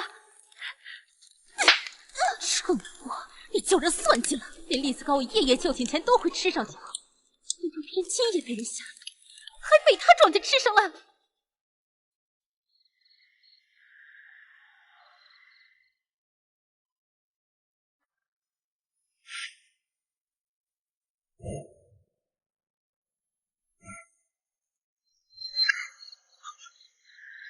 是他，从始至终与我缠绵的人都是他。爷，大夫来了。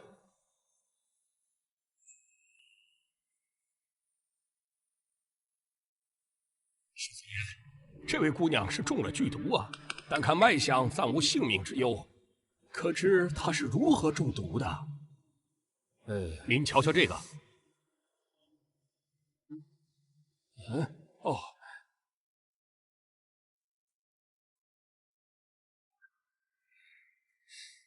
此毒并不罕见，是常用的灭鼠药，但此药毒性巨大，幸而姑娘摄入量少，老夫给姑娘开上几剂汤药，不日便可痊愈。这是后厨每日专供夫人的栗子糕。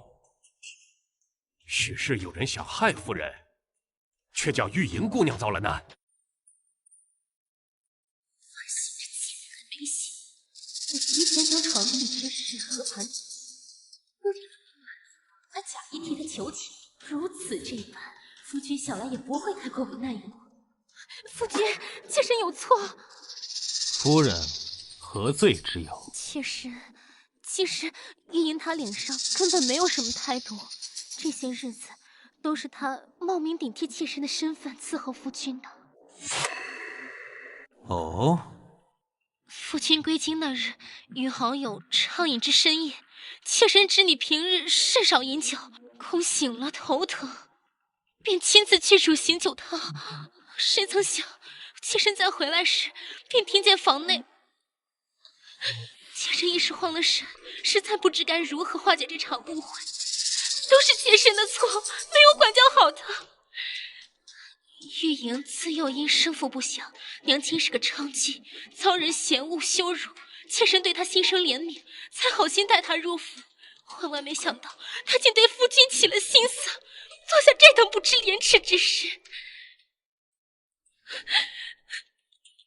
妾身将她当作嫡亲妹妹，却不想她竟心思不纯，行为不检。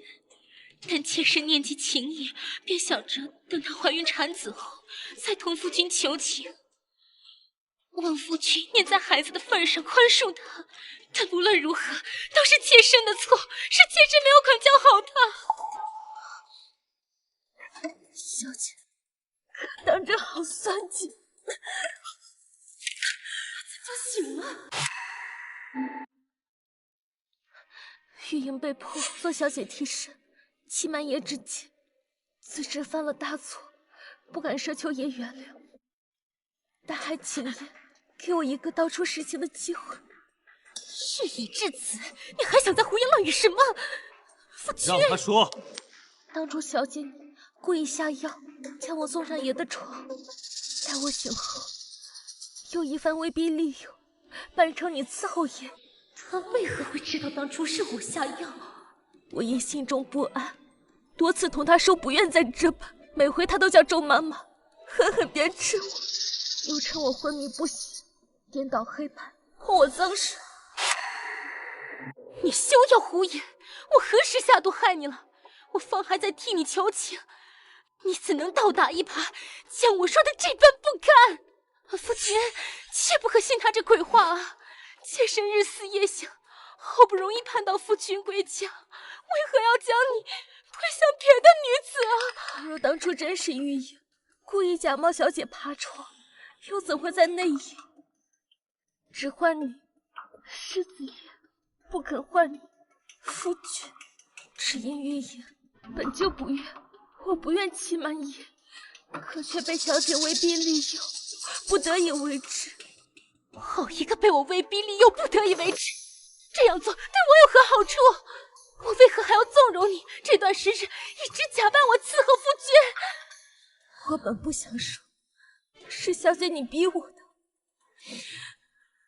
玉莹以性命担保，绝无一字谎言。小姐此前所作所为，皆因她无法生育，欲借腹生子，瞒天过海。他怎会知晓此事？那我婚前失贞的事，他岂不是也知道了？不孕又是怎么回事？妾身爷，我曾意外撞见周妈妈与小姐提起，她伤了根本，此生无法再孕之事。也因此我才明白，她谋划这一切都是为了掩盖她无法生育的秘密。夫君，玉莹她向来满嘴谎言，无论她如何泼妾身脏水，夫君都千万不要听她的。希望爷替身一事，玉莹已是愧疚万分，却不敢，也不愿再对爷有任何欺瞒。传大夫来诊治一二便知。来人，传大夫。绝不能让大夫把玩。一旦被诊断出我是因房事伤及根本，导致无法生育，这一切都将无法挽回。爷，大夫来了。夫人，别碰我！夫君是妾身糊涂，不该瞒着你此等大事。可一想到夫君知晓此事后，会使我厌恶，甚至疏远，休弃了妾身。妾身这1年多来，夜夜辗转难眠，满心惶恐，真不是故意欺瞒夫君啊！爷，方才有一下人指认，说走水前曾远远瞧见静姨娘从后厨出来，宝珠紧随其后，便去了后厨端走了栗子糕。吩咐下去，静姨娘谋害主母，即刻杖毙。丫鬟宝珠护主不力，罚50大板，赶出府去。主母今夜受到惊吓，卧病不起，差人好生伺候。若无本世子允许，任何人不许打扰。不要！夫君！之前将虎药下于他服用的汤药中，如今还未到毒发之期，揭发他婚前失贞之事，再审一审。怎么，在想本世子会如何处置你？怎么，在想本世子会如何处置你？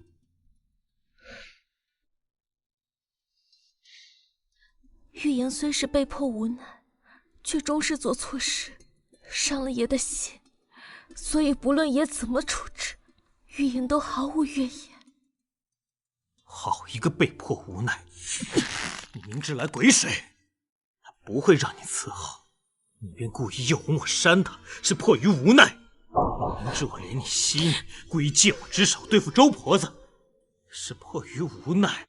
你故意用箫声引我注意，用自己的身份献身于我，又推拒不做我妾室，是迫于无奈。你笑什么？见本世子被你如此玩弄于股掌间，你很得意。小姐多番逼我，我一时情急，才想出这法子，怕她露出破绽。周妈妈多番欺辱我，我确实恨极了她。至于推拒也，全因小姐来我娘亲骨灰下要挟。她虽未曾言明，但我知晓，她是怕，若我成了爷妾室，她想借腹生子一事，便再无法进行下去。其实也还漏说了一件事。好，还有什么？你可还记得于莹搬娃去书房那日？那日前夜，我拒绝再做小姐替身，她当下答应，背地里却嘱咐周妈妈处置了我。我害怕极了，想向爷坦白，求得一线生机。可我清楚，即便我是被小姐下药设计，但终究是欺骗了你，不值得被你原谅。尤其我这般出身卑微的人，没有机会靠近仰望爷，便已是上辈子修来的福气。尤其看着你对我越发的好，那般情真意切，我更不舍在其门呢。一想到此后或许再也见不到叶，玉莹心如刀绞，这才设法接机，想要再多看你一眼。也希望若我死了，那花儿能代替我，一直默默守在你身边。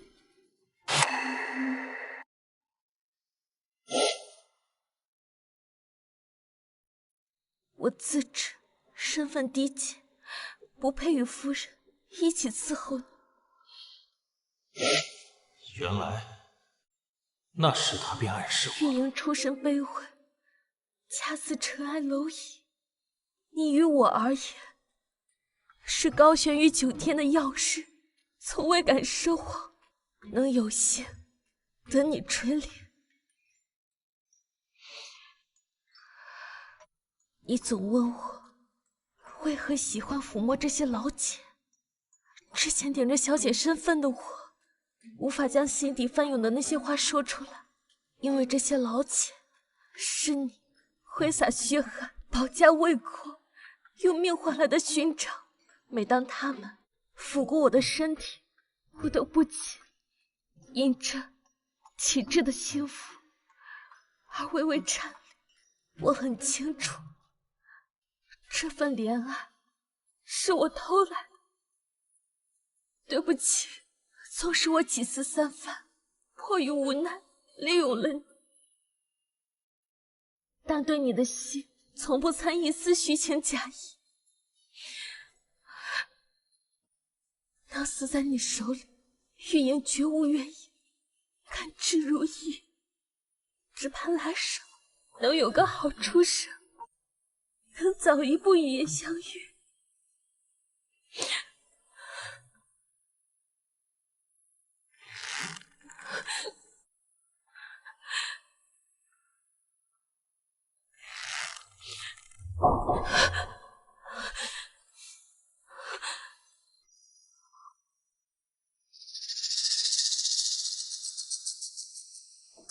果然，赌赢了。他心中有我，虽已出，不消多时前世仇怨。我将与你彻彻底底做个两断，让你血债血偿。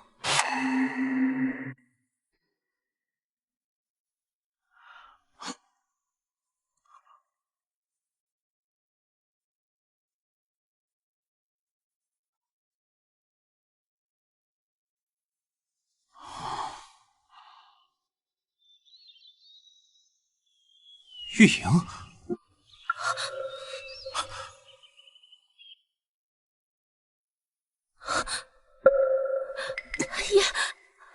又来这一套。当真觉得本世子会一次次被你这拙劣伎俩勾引？说，这回打算用什么手段？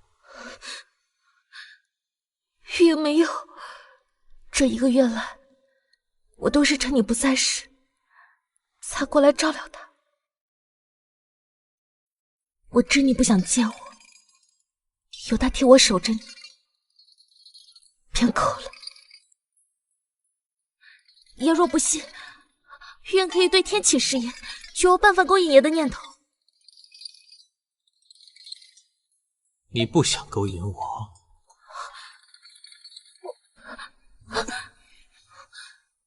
爷，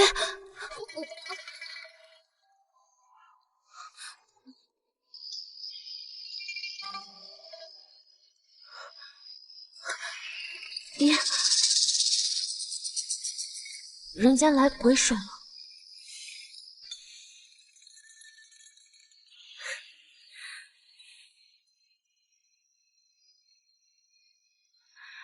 还用之前的法子，好不好？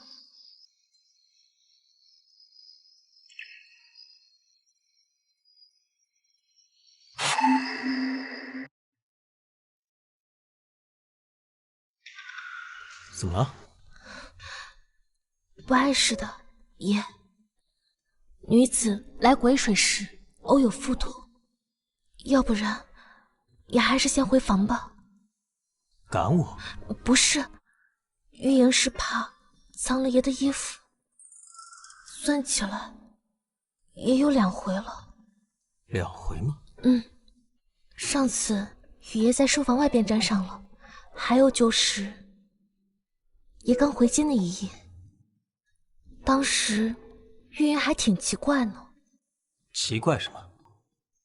小姐让玉莹代替她伺候你，玉莹又落红，难道你不会奇怪吗？小姐怎会再次落红吗？新婚夜因他不舒服，我们并未圆房。此番回家，他让玉莹假冒他伺候我落了红。若借腹生子的秘密未曾暴露，将来他要如何解释2次落红之事？爷，明日小姐生辰，如今她也被禁足快1月了。她虽犯了错事，但终究是因为太过在乎你，不如解除她的禁足吧。你倒是很大度。玉莹才不大度，小心眼得很。但因为爱爷，所以才会努力克制。崔遗嘱，你我2辈子的仇怨，明日该彻底了结了。夫君特意在今日解除我的禁足，还愿陪我一道用膳庆贺，心中定是有我的。今夜定要抓住机会，跟夫君圆房，与他重修旧好。你在做什么？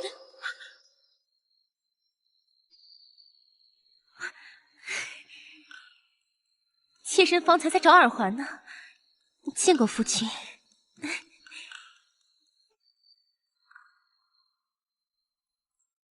这些日子，妾身寝食难安，懊悔不已，还望夫君莫再怪罪妾身。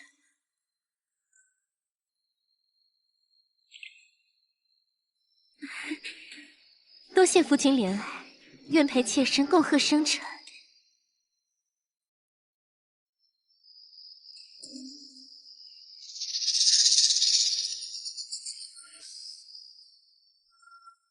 夫君向来甚少饮酒，今夜将他灌醉后与他圆房，再找机会将那瓷瓶中的鸽子血洒到床上，便能顺利度过落红这关。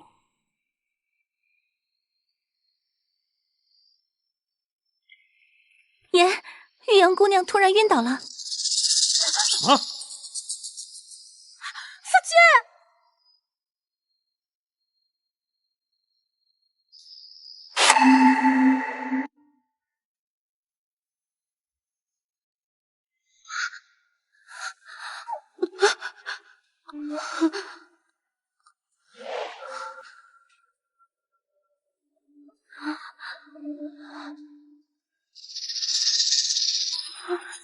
夫君，妾身还以为你今夜不会回来了。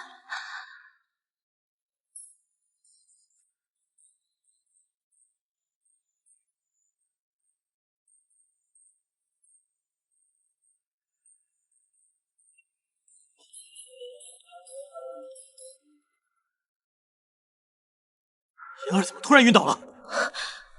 爷怎么来了？爷儿没事的，你快些回去陪小姐。好好躺着，此举都病倒了，还惦记着旁人。当初若非小姐下药，妍儿如今也得不到爷的怜爱。莹儿抢走了爷的爱，实在心中有愧。爷，不好了！慌慌张张的成何体统？说。奴婢刚路过夫人院子时，见一男子鬼鬼祟祟进了夫人房间。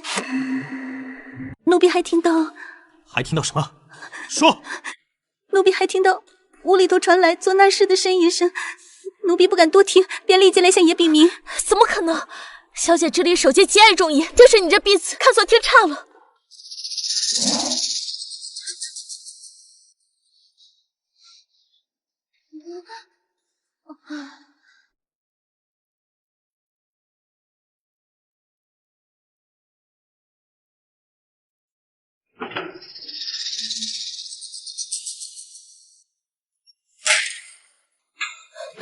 小姐，定不是那般不知廉耻之人。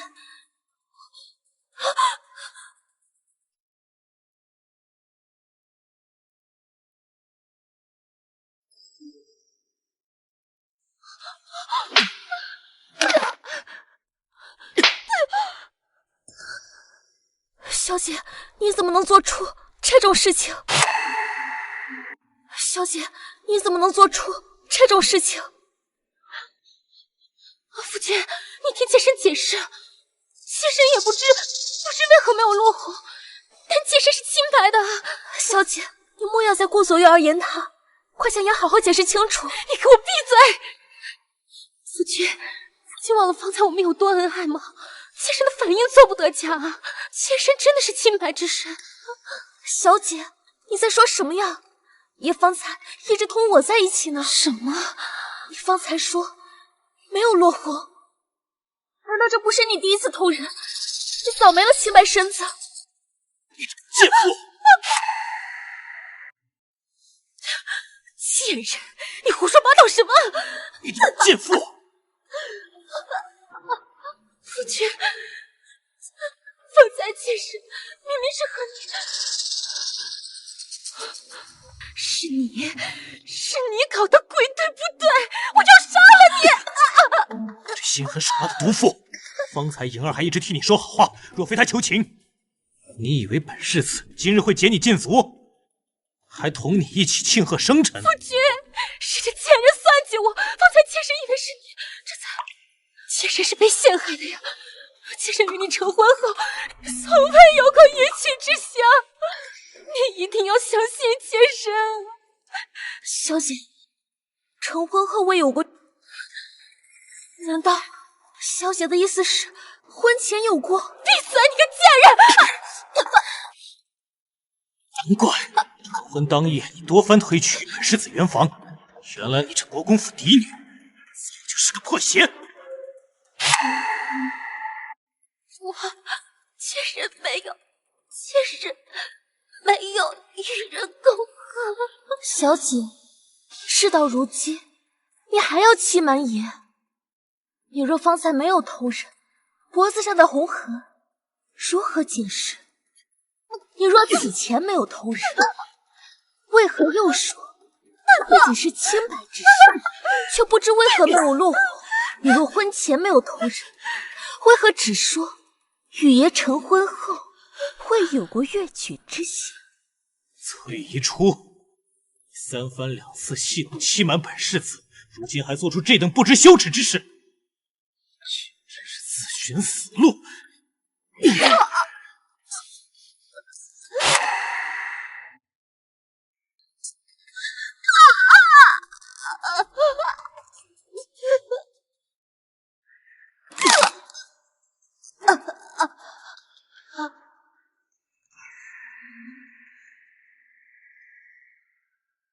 来人，将这贱妇拖出去！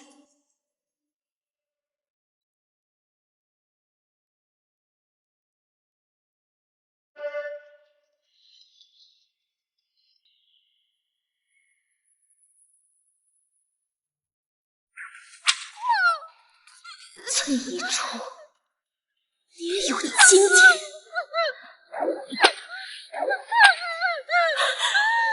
果然终于发作了。崔宜初，前世你将我折磨致死，今世你便好好尝尝被这骨头酸心啃噬血肉的滋味。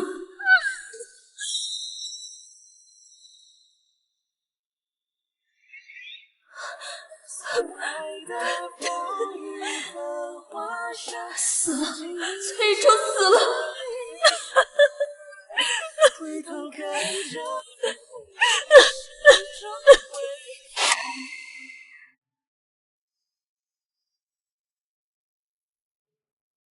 重活一世，我隐忍盘算，终大仇得报。崔宜初一死，我便放火烧了院子，趁着混乱逃出了世子府。听闻赵玄佑为掩饰自己将发妻活活打死的罪行，借着我故意放的这把火，对外宣称崔宜初是因与万男苟且，意外引发走水，最终被大火吞噬。如此一来，葬身火海，倒也算是还了我利用他复仇的恩情。从今往后，前世种种是非恩怨彻底两清，我也要开始找寻属于我的自由与幸福。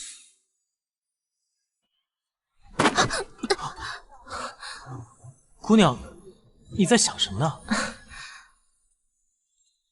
我想，该找一位如意郎君了。